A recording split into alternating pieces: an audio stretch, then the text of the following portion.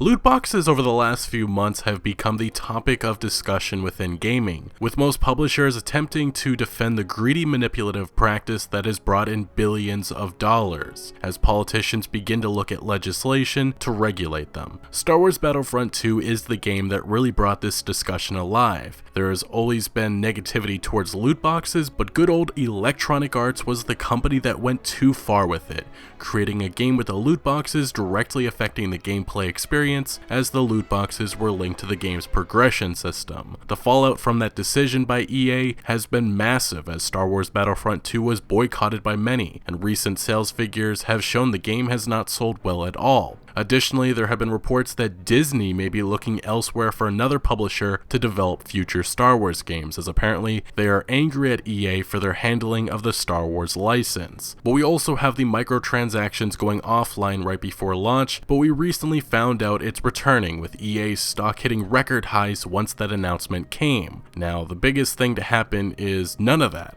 as politicians worldwide have been investigating loot boxes. Hawaii Representative Chris Lee has been leading the charge against loot boxes. Back in November, when Battlefront 2's controversy was ongoing, Chris Lee announced that he and a few other representatives were looking into fighting predatory loot boxes. We are here today to ensure future protections for kids, youth, and everyone when it comes to the spread of predatory practices in online gaming and the significant financial consequences that it can have on families and has been having on families around this nation. This game is a Star Wars themed online casino designed to lure kids into spending money.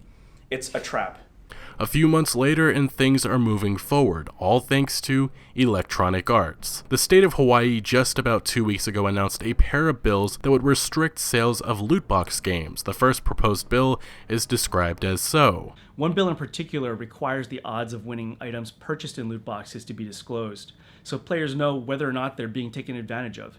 And secondly, it also requires that games with loot boxes that can be purchased disclose on the box or out on the screen at time of purchase that these games have loot boxes within them, so parents can make an informed decision about what may or may not be appropriate for their kids. And the second proposed bill says that it would flat out bar the sale of loot box games to anyone under 21 years old. A loot box game is anything that offers a randomized in-game reward for real-life money. Now, it's important to understand, while Battlefront 2 may have finally started this conversation, this has been a growing issue over the years. Games like CSGO and PUBG are pretty close to, well, they actually are the definition of gambling, in which you open a loot box and say if you hit the jackpot, getting a rare cosmetic item, you can sell it on Steam for thousands and thousands of real-world dollars. Also, let's remember, it seems loot boxes are becoming a norm in every single big game, with Call of Duty being one of the biggest examples. Call of Duty World War II, the latest installment, having loot boxes thrown down in your face, and even sometimes rewarding you for watching other players opening theirs, which is pretty psychologically manipulative. Also, at the time Battlefront 2 was under direct fire back in November of 2017, it was found within the game files of COD World War II that weapon loot boxes were originally planned, and they were going to happen even after one of the leading game devs claimed that the game would be cosmetic only. Now, this leads us to Chris Lee once again, in which the other day the ESA, which represents most of the gaming publishers like EA, Take-Two, Activision, Square Enix, etc., was questioned. Obviously, those two proposed laws are a problem for the ESA, and well, it's best you listen to Chris Lee explain what's happening and his questioning of the ESA, which I will add, the lobbyists they sent had some very weak answers. And for several months, the ESA, the Entertainment Software Association of America, has been flying its lobbyists out to Hawaii. The ESA is the trade organization and lobbying arm of all our favorite companies: EA, Activision, Take-Two, Ubisoft, basically every major player in the gaming industry. The ESA lobbyists have been meeting behind the scenes with legislators, but what was really fascinating is to see the industry show up to lobby against the disclosing of odds in loot boxes bill. As far as I know, this is the first time that their lobbyists have ever had to answer questions on this subject matter in front of a camera. Thank you both for your testimony and time. Clearly, just reading through, I think the comments here and the testimony, the gaming industry is now a $36 billion industry, which is sizable, 3 times the size plus of the film industry in this country. And its rate of growth has been very rapid in the last 5-6 years, which I'm sure provides a significant sense of pride and accomplishment to some of these companies.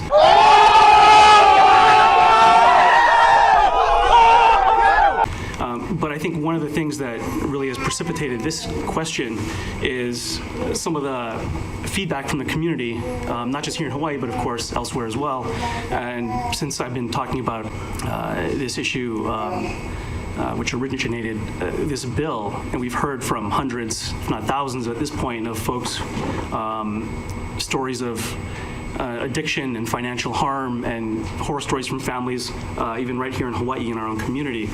And I guess the question is it concerning that there are significant numbers of people, and especially kids in many cases, who are ending up with problems with addiction as a result of some of these mechanisms? Well, Representative Lee, I think first of all, I think that was one of the things that was recognized by the industry to create the board, the review board, the self-imposed review rating board. And if I recall, I think there is one category for children.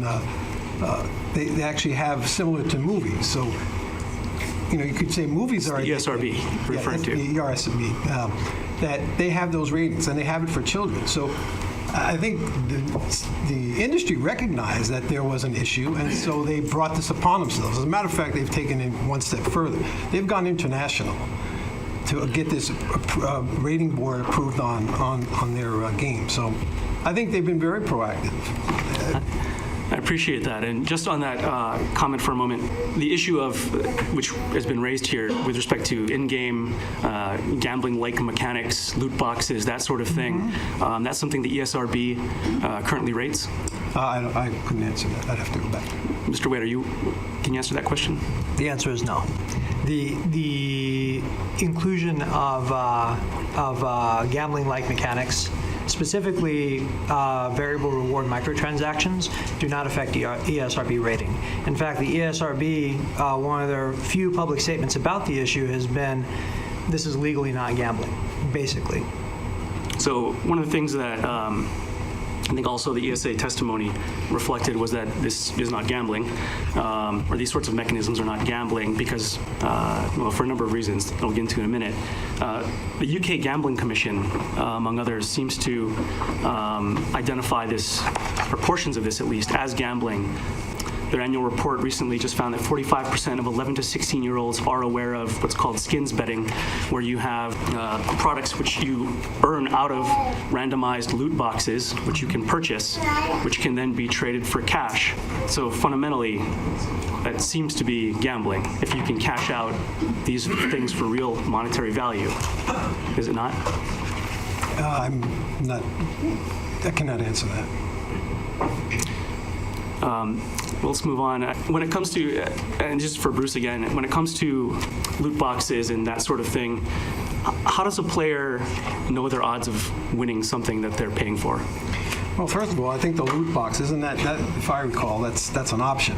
You have the option of purchasing, or you can, and correct me, but I think you can get to the end game, the same way without the loot box. Is that, if I'm understanding what you're... I think if people are buying something, you have the option to go with the loot box. Sure. Anybody has an option not to walk into a casino, right? Well, damn! I mean, and you also... But forgive me, when you buy a loot box, if that's something you feel compelled to do as you're playing, how do you know what the odds are of winning something in that? Can't answer that. Mr. White, can you? As far as I'm aware, there are no disclosures on the odds, so I haven't seen any at least. And I play a lot of games, so. I guess, are you guys aware that China has already taken steps to require odds of disclosure for these sorts of in-game mechanisms? No. Are you aware of them? I'm not. Well, let me just wrap it up then. I guess for Bruce one more time. Is there an age either the ESRB, as you had referred to earlier, or the industry has identified as appropriate to play games with these sorts of loot boxes? Again, I would go back to the rating system, and I think the classification identifies what those categories would be. And then, I can pull it up. oh, please, go ahead. I mean, if I may. Well, I mean, no, go ahead. But No, go ahead. the point is that the ESRB has this rating system, right? Correct. If the ESRB were rating loot box mechanics, then we wouldn't be here. And that's kind of fundamentally the issue, is that you have these tactics that the gaming community is being increasingly identifying as manipulative. And like I said, this isn't a matter of speculation. Like, there's video out there showing the EA CEO, the publisher of Battlefront 2, which is incidentally the reason why we're here. And he's talking about how to design moments of frustration that encourage you to buy loot boxes. And allow me to finish the point. So when Star Wars Battlefront 2, an EA game, came out, one thing that really shocked players was, one, loot boxes directly affect your ability to progress in the game, right? Two, and this is the thing that really got people's attention, was that when you are killed in the game, there's a screen that shows you what power-ups that are available only through loot boxes were used to defeat you in the game. So like that, there is a direct line between the things that this CEO was saying and the mechanics that were eventually implemented. But right? just for correction, when that came out, wasn't that in beta form? And I think when you came back from the gamers, that it wasn't put in the final game. Yes, that is correct. Okay. And I believe there's been statements released from EA just in the last few weeks saying they're returning those mechanisms to the game. Well, that I'm not aware of, but just so we're clear, so when that did come out, it was in beta form, and they did hear back that, so they took it out. And I appreciate this, Chair. Let me just wrap up. Whether or not, individuals, some families or some parents feel having their children have access to loot boxes and that sort of thing and paying for it is appropriate or not, where would a parent go to find out whether or not a particular game they're looking at buying would be appropriate in that context? To the site. To where is that? I can give you the Entertainment Software Rating Board site. I can give you that address. That explains whether or not games contain loot boxes? That I'm not aware of. I don't know. But as you just said earlier, they don't rate that, so I can only assume that they don't. Sure. So if you're in a store here, let's say GameStop down the street, and you're looking at buying a game, is there anything on the game box that will tell you whether or not it's appropriate in that context? Not that I'm aware of.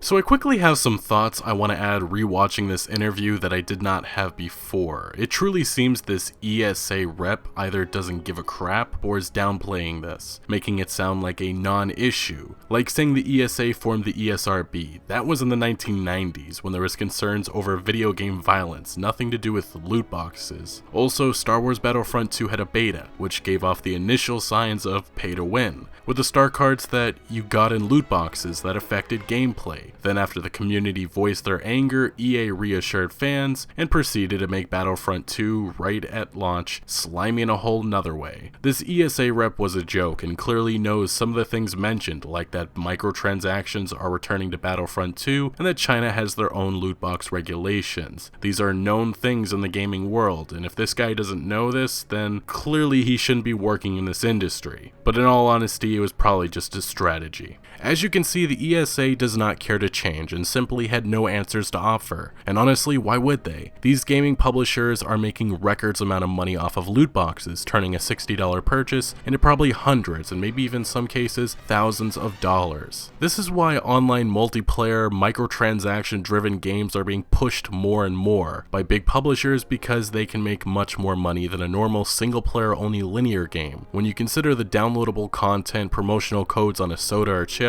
the season pass, the different versions versions of a game, the pre-order bonuses, and the in-game loot boxes, publishers have figured out how to suck players or consumers' wallets dry. In some cases like FIFA or Madden or Call of Duty, they've figured out how to make this a yearly thing. Now, while I'm certain more than likely most of you watching this video don't purchase this BS, many consumers that are not informed do, and that's exactly what this gaming industry has been taking advantage of. While the state of Hawaii is moving forward with their loot box bills, let's not forget there are other states looking at regulation. And I'll say something I've been saying in other videos: if this industry does not want to change or realize the damage they are creating, then maybe government interference is for the best. But even with all of this bullshit, one company not a part of the ESA has taken a strong stand against loot boxes, and that is CD Projekt Red. Well, we have this famous tweet mocking EA's greed. One of their CEOs, Marcin Nowinski, recently said, "Conversation sounds way too nice to describe what was happening last year. I would rather call it community backlash, and this time around, it wasn't just the hardcore community. There were a lot of really pissed off gamers out there, and they decided to speak up. Where we stand is quite simple, and you could see it with all of our past releases, most recently The Witcher 3 Wild Hunt and Gwent. If you buy a full price game, you should get a big polished piece of content which gives you many hours of fun gameplay. The definition of many may vary on a title by title basis, but in our case it was always 50 to 60 plus hours of the main storyline with up to a couple of hundreds of hours of side activities. If you really wanted to max out the title, to me this is a fair deal. You get what you pay for, plus we are always trying our best to over deliver. There is no better PR than a happy gamer recommending your title to their friends." Later on he would also add this: "The moment they feel you are reaching out for their wallet in any unfair way, they will be vocal about it. And frankly speaking, I think it's good for the industry. Things often look great from a spreadsheet perspective, but decision makers often aren't asking themselves the question of how would gamers feel, or is this offer a fair one? Gamers are striking back, and I really hope this will change our industry for the better."